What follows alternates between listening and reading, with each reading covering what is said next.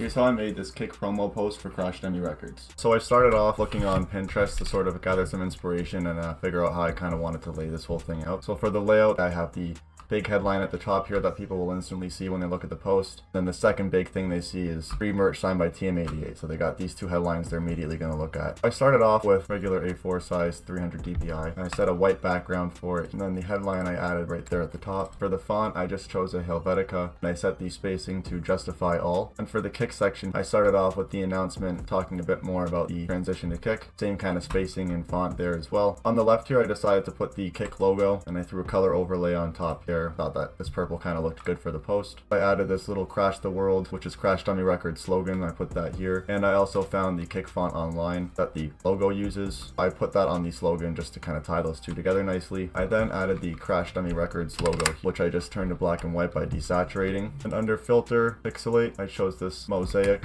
to kind of give it this pixelated look. So I just set the mosaic cell size to 19 squares. I then added a curves on this layer by just selecting the layer and pressing Ctrl M. Brought the darks down so I could accentuate some of these colors more. I then added another color overlay on this, setting that to the same purple so it ties in with the rest of the post. Then to tie this off, I just added some of these edges here, 4 edges, and a divider in the middle. And to make these edges, I actually just got a line by going to the line tool here. You can hold down your mouse and go to line tool. Brought a straight line down, set the stroke to the same color, and set the size to 3. Press Ctrl J with this layer selected to make a copy of it. Move that over a bit, and by pressing Ctrl T to transform, I'm just going to rotate that 90 degrees. And if I select both these at once and both the layers are selected, I can actually just use this align tool and have it so the side is aligned and then the bottom is aligned. And then by pressing Ctrl E, you can merge these layers together, and that kind of gives you that edge shape.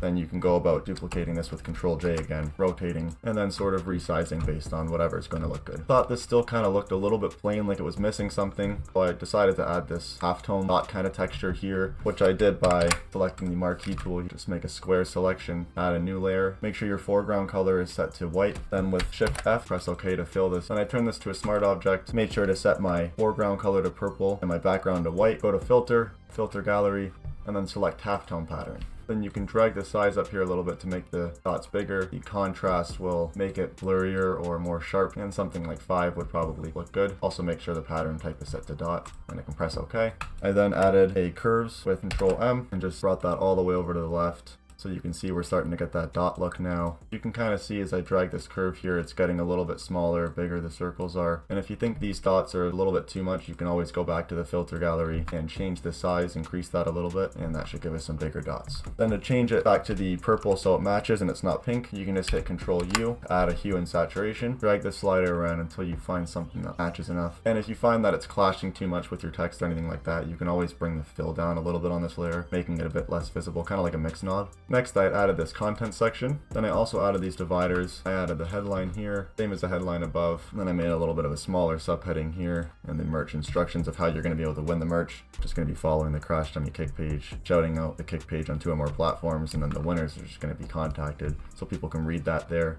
I also used the same kind of dividers that I used up here, just duplicated those down, and I added another halftone effect as well.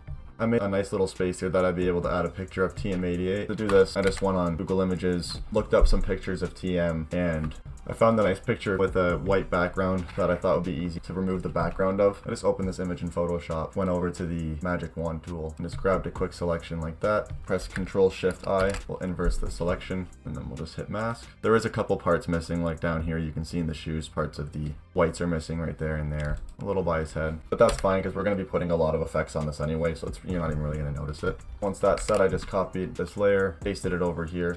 Use Ctrl T to just resize it a little bit. Just right click that and then went to convert it to a smart object, which kind of gets rid of that mask now. Then for the effects I put on this picture, I just went to add a filter gallery. Added a graphic pen effect, which can be found under sketch right here. Light dark balance to 78, my stroke length to 1. Then I added the torn edges effect, which is also under sketch. Contrast at 14, smoothness to 12, and image balance to 45. And for the last little bit at the bottom here, I just wanted to add some logos. So I started with this CrashDummy logo here, and that color can again just be changed with a color overlay as well. I added this Crash the World's halftone logo thing that I made in a separate Photoshop project, which I can leave a tutorial for if you guys want to see that. And the only effects I really added on it in this project was a curves, sort of bringing it down, bumping down that curve and getting a nice contrasty look so I can really accentuate some of the colors here. Added the Crash the World emojis, run a filter gallery, used a graphic pen for this, and I put a halftone pattern on as well. And I also added a color overlay. Then I added this CrashDummy Records skull logo thing that I had made, and again that was also in a different Photoshop file, which I can leave a tutorial for if you guys want to see. And at this point the post was essentially done. I mean, there's not really much more you can add here as far as assets and things go, or else I think it might start looking a bit crowded. But I did want to add some post effects, something to sort of put over the whole picture to kind of tie it together more. So I did some adjustments up here. I actually just went on Pinterest and looked up some paper image textures, and I found this one, which I thought looked pretty good.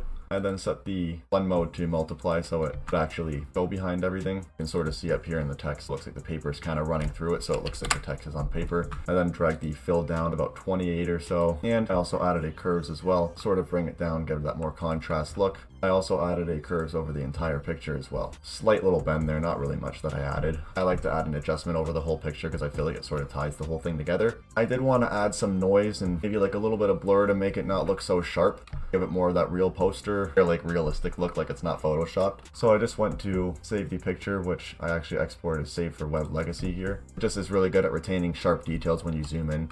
While still keeping the image of PNG, which is pretty clutch. I know this is going to be going on Instagram too, so you'll want to save that for web, right? So I just hit save there, opened this picture, and actually went over to my file explorer and dragged it back in. And with the picture here, I just went to filter, blur gallery, and I added field blur, and I really just turned it up just a tiny bit, but something really small does give it a slight effect. I feel like makes it look a little more realistic.